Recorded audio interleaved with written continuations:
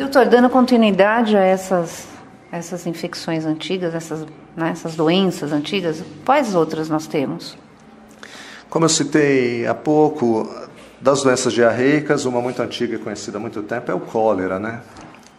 Cólera é uma doença diarreica que, quando teve no Brasil nos anos 80, virou uma endemia em vários lugares, até que no fim a gente conseguisse finalmente eliminar. A gente mantém atividades de vigilância para ver que a cólera não volte, mas é sempre uma doença temida. Existem vários tipos de organismos, a gente tem medo de alguns tipos de cólera muito específicos e que a gente está sempre atento para ver se eles voltam a ocorrer. Existe, por exemplo, nos aeroportos, uns sistemas de coleta para a gente ver se vem, junto com o material dos banheiros dos aviões, alguma sugestão de cólera, de vírus da poliomielite e outros vírus que a gente mantém em vigilância. Outra dessas é a poliomielite, que é uma doença de transmissão fecal-oral, pode ter um quadro diarreico e a principal complicação são as paralisias. A poliomielite no Brasil foi erradicada por meio de vacinação e também não foi erradicada no mundo todo ainda, principalmente por conta de países da África, onde as estratégias de vacinação nem sempre atingem toda a população que deveria receber a vacina. Mas essa é a busca atual em nível mundial da gente eliminar mais uma doença transmissível. A poliomielite, ela afeta os nervos, é isso? A poliomielite, ela gera uma inflamação nos nervos e que pode levar à paralisia. Então, se o nervo para de funcionar, a musculatura que é por ele inervada para de funcionar e vai levando a deformidades. Mas ela é 100% prevenível com vacina. Mas, no caso, a poliomielite, ela é gradativa ou ela estaciona em algum momento? Ou seja, ela dá paralisia e aí para? Como que é isso? Ela estaciona. Tem gente que já teve contato com polio, não teve nada, teve só doença diarreica, não teve nada neurológico. Quando tem quando tem acometimento neurológico, é em graus variáveis, né? Uhum. Tem várias pessoas que mancam, tem pessoas que na perna não mexe, tem pessoas que não mexem as duas pernas, ela pode ser de um lado, pode ser de dois lados, em geral é mais em membros inferiores, mas ela tem graus variados de acometimento, vamos dizer, manifestação clínica. Doutor Ricardo, mas essas doenças antigas, né? Quais delas nos assustam ainda nos dias de hoje? Olha, eu citaria algumas. Acho que a malária, a sífilis, a febre amarela e a influenza.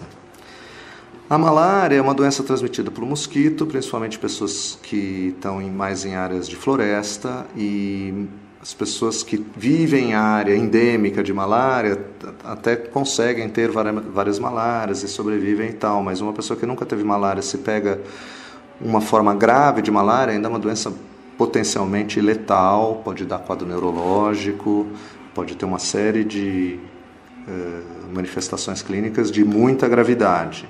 A gente tem visto mais recentemente um declínio importante de malária aqui no Brasil, mas a gente sabe que ainda é uma doença que, em nível global, cerca de 700 milhões de pessoas por ano têm malária. Então, eu diria que tem muita coisa ainda para ser feito. A gente também sabe que algumas doenças perderam vamos dizer, o interesse da indústria farmacêutica para desenvolver medicamento para essas doenças declinou muito, e a malária e a tuberculose são duas delas. Então, mais recentemente, com o financiamento de organizações não governamentais, tem tido um impulso para enfrentar essas doenças chamadas negligenciadas, vamos dizer. Essa malária, ela passa, então, de pessoa para pessoa? Porque aí tem Não, a malária, a transmissão dela é pelo mosquito. São mosquitos não urbanos, são mosquitos que residem em zonas de floresta. Então, lugares como a Amazônia tem muita malária, as áreas de mata do norte do Mato Grosso, Tocantins, etc. Doutor Ricardo, e a febre amarela? A febre amarela é uma doença transmitida pelo mosquito, mas ela é ocasionada por um vírus. O mosquito infectado pica e introduz o vírus no nosso corpo. Isso ocorre, em geral, em áreas rurais. Nos últimos anos, Em 2009 para 2010 teve um surto em São Paulo. Em geral, a gente detecta surtos em áreas rurais. Um prenúncio de surto em humanos não raro é mortandade de primatas, porque esse vírus também causa mortalidade de primatas. E a gente vai atrás para vacinar a população. Tem uma vacina preventiva, a mortalidade pode ser de até 50%, é uma doença grave. E a gente tem tido pouquíssimos casos em São Paulo e a gente mantém a vigilância tanto de mortandade de primatas quanto de detecção precoce, tratamento e vacinação de uma população exposta se a gente encontrar algum caso confirmado de febre amarela em alguma área rural.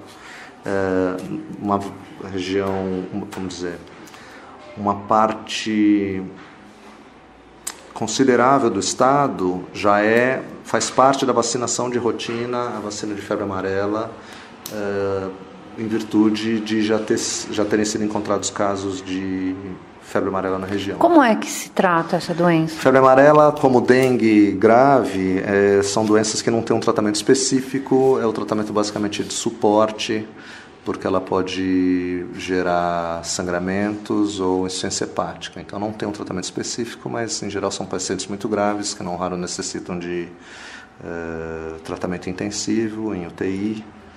E, como eu disse, a mortalidade é bem alta, em torno de 50%. Mas, graças a Deus, ela é relativamente rara e o Estado tem a preocupação de manter altos níveis de cobertura vacinal nas áreas onde já se identificou febre amarela no Estado. Doutor Ricardo, vamos falar um pouquinho dessas gripes.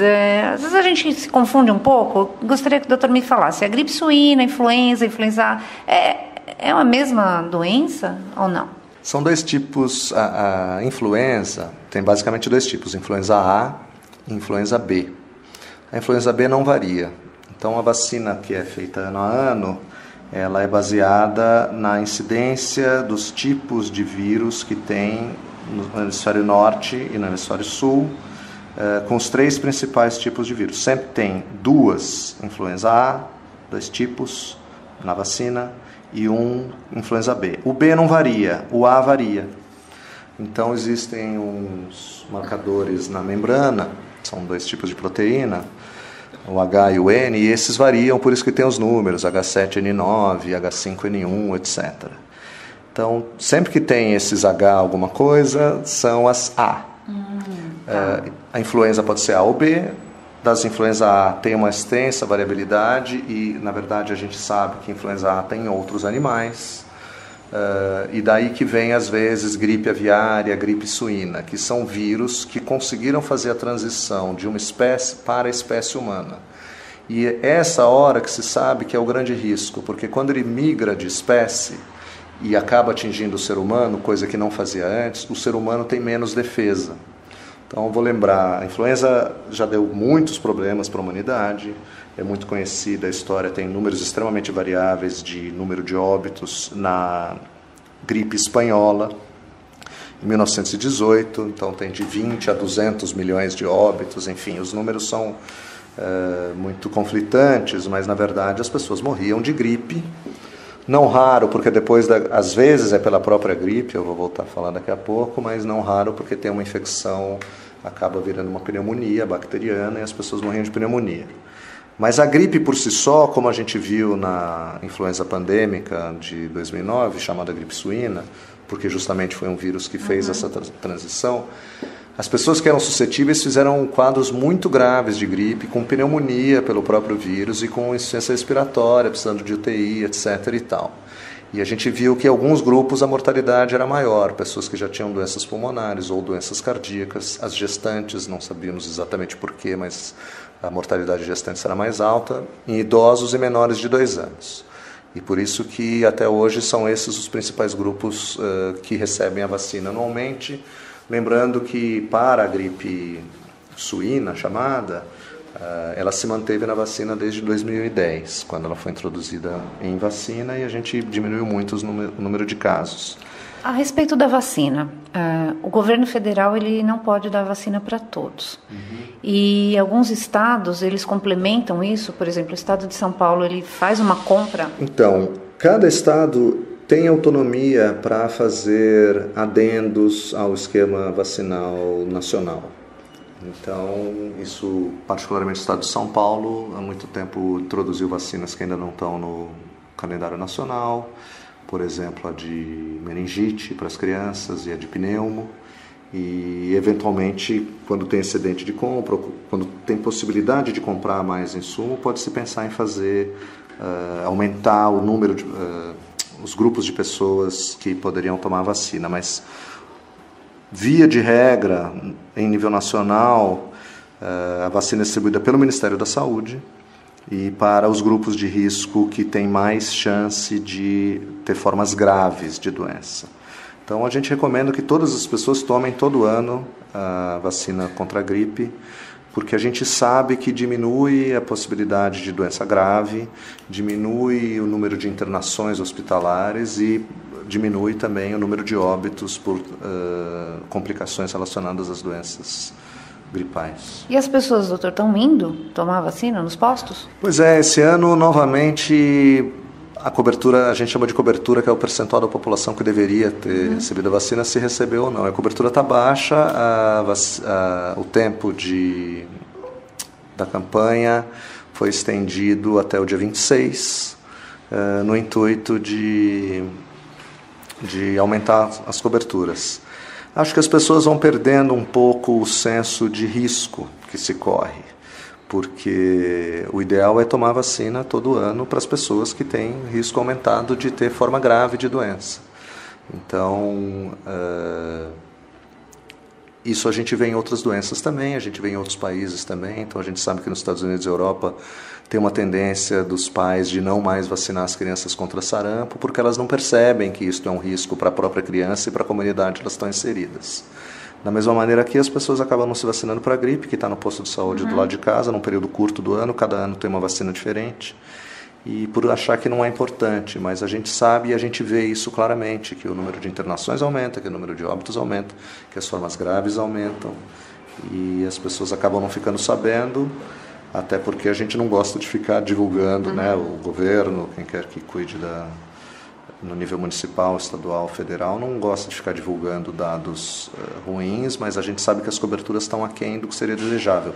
Quando você tem um determinado grupo de pessoas que são suscetíveis, a intenção é sempre tentar vacinar pelo menos 95% dela, que daí a gente consegue uma imunidade do grupo de pessoas que acaba protegendo mesmo aqueles 5% que não foram vacinados. Então, esse é o alvo das campanhas, seja nacionais, estaduais ou mesmo municipais, quando existirem. E essas vacinas, elas têm uma validade, e se as pessoas não estão indo aos postos, essas vacinas poderão ser dadas a outros grupos? Sim, aí é uma questão de definição técnica, logística e até política, né, do que está acontecendo. Então, isso a gente já viu. Se você tem excedente de vacina de quem não tomou, você pode abrir para outros grupos, principalmente pessoas que lidam com muitas pessoas que estão em contato com vários grupos e tal. Então, hoje em dia, além dos grupos de maior risco, já se expandiu para as pessoas que são cuidadores de pessoas idosas, cuidadores de pessoas que têm critério para receber vacina e por aí vai, professores, outros funcionários de escola, etc.